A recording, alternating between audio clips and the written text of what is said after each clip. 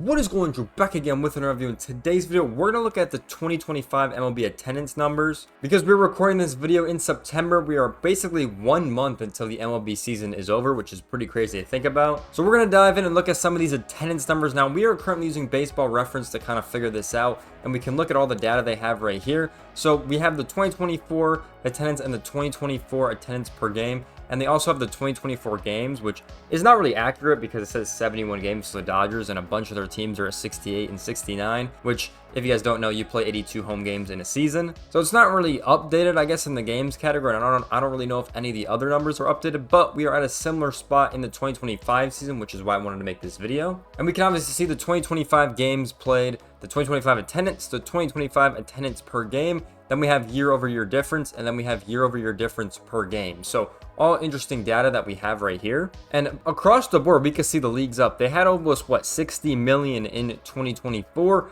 and already in 2025, we're at 60 million. So it's definitely going to get a little bit higher, and it's definitely probably going to get to 61, 62. I know September is a little bit of a slower time in the year because everyone's back at school, and, a lot of people are back at work and all that stuff full time. Could go up a little bit slower. But we definitely had more fans in 2025, which is a good sign for growing the game. But as we can see, the Dodgers are once again by far 3.5 million fans to the stadium this season. The next team is at 2.8 with the Yankees, which is pretty crazy to think about. The Dodgers are always going to be at this #1 spot. I mean, being in LA, being how good that team is. And also, their stadium holds a lot of fans. It's around like 50,000, I'm pretty sure, which is by far the most in the league. I think the next one is way under that. That's also why I factor why the Dodgers are up here, just because their stadium can hold more than other teams. But as we can see, we got a lot of the same big market teams up here, right? We got the Yankees, the Phillies, the Padres, the Mets, the Cubs, the Giants, the Astros, Atlanta, Boston, Toronto. So we got some pretty solid squads up here with pretty much all the big markets in the United States. And obviously Toronto and Canada.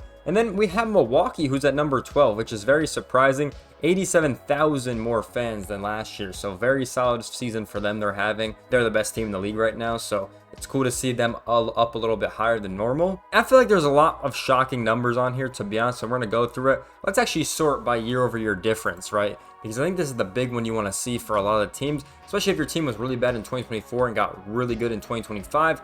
You're going to have a big increase, like the Mets, for example. They got Juan Soto, a huge signing, so everyone wants to come to the game now. The Tigers are also on here after their difficult season in 2024, making that postseason with basically no percentage to make it, now to being a clear favorite to make it. Interesting seeing the Giants are also up here, maybe with the Rafael Devers trade or some of the signings they made in the offseason. It's definitely one to think about. Obviously, Cincinnati makes sense. They're having a really good season for their team. I don't think they're going to make the playoffs because that NL is just so competitive, but that would make sense for Cincinnati. And then the Padres, Angels are also up here. Arizona's also up here, which is good to see, even though they're not having the hottest season. The Royals, Dodgers, New York, Milwaukee, all pretty solid teams. With Chicago, Boston, even the White Sox are having a buff. I think after that horrible season, it kind of makes sense for them to go up. Obviously, Toronto's playing good with the Phillies. Miami's up 6,000 as well, which is a really good sign for them because they're one of the teams that usually struggle in attendance numbers. But we have 17 out of the 30 teams up on attendance, which is a very good sign to see, I think. But yeah, some of the lower teams are obviously going to be the bad teams, right? Just kind of is what it is. It makes sense, right?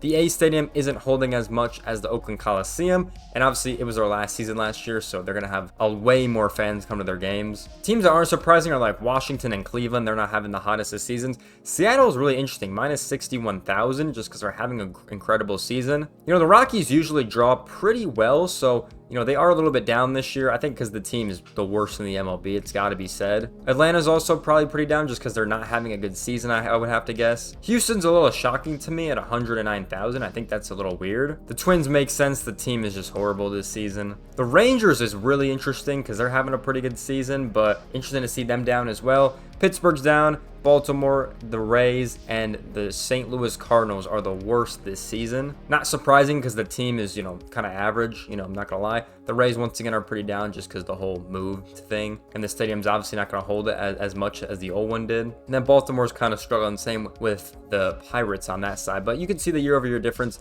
The per-game difference is, I think, pretty similar. Yeah, it's literally the same exact list, to be honest, because multiple attendance figures down. But you can see the attendance. As right now, the A's, Rays, and Marlins don't have a million fans coming to their stadium so far this season. I think the Marlins probably could get over that 1 million figure for sure. The Rays and A's is just tough playing in those minor league stadiums, so they're probably not going to get over that hump. But like I said, the MLB overall attendance is up. If you see, we're 281,000 higher than last year, which is a definitely good sign. So if y'all been to any games this year, you can pat yourself on the back for helping the sport grow. Yeah, these are some of the attendance figures we have. It's not really too surprising, I feel like, in my opinion. I want to say, I feel like Houston is kind of surprising that they're so far down this year. I feel like that's just weird to think about. I think the Atlanta one makes sense, to be honest. They're just not having a hot season. We can look at the attendance per game. I mean, 49,000, almost 50,000 fans a game for the Dodgers is just insane to think about. All the way down to under 10,000 with the Rays and A's playing in minor league stadiums. But across the board, average per game is actually pretty solid. I know that some of the new stadiums they're trying to build now are right around the 20 to 30,000 mark. Those are some of the new stadiums they're trying to build nowadays, just because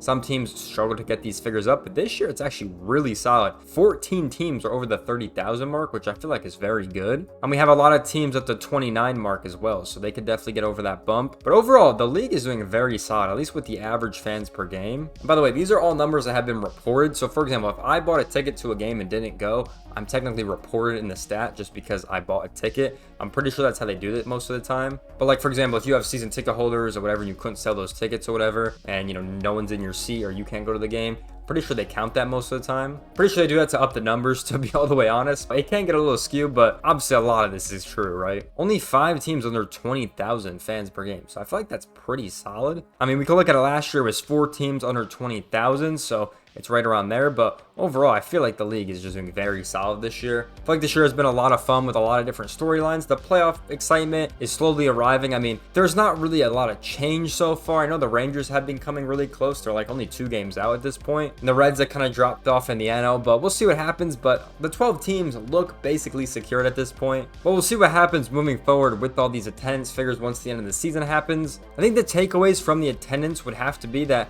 attendance is up across the MLB, which is definitely a good sign for sure. And a lot of teams are actually doing pretty solid on their game-to-game attendance, which is very good for the league. And we can also see that there's going to be more fans than last year. So 2025 attendance is going to be definitely a good year for the attendance numbers across the board. Obviously, all this will get finalized at the end of the year, but already we're seeing pretty solid attendance numbers. So those are the main 2 takeaways from this video, is that attendance is up across the board league-wide, and attendance is way better than last year, which is a very good sign. And we'll see what this means for the future of the sport, because it's going to be very exciting to watch. And we'll see what happens in the postseason moving forward, which is going to be very exciting. And we're obviously bringing that content to the channel. But if you guys did enjoy this video, make sure you guys like, comment, subscribe. What's your thoughts about this, by the way? Did you expect a certain team to be really high up on here or super low? Or were you kind of confused by a couple teams? Let me know in the comment section down below. But with that being said, I hope you guys enjoyed today's video. Make sure you guys like, comment, subscribe. See you guys in the next one. Peace out, everyone.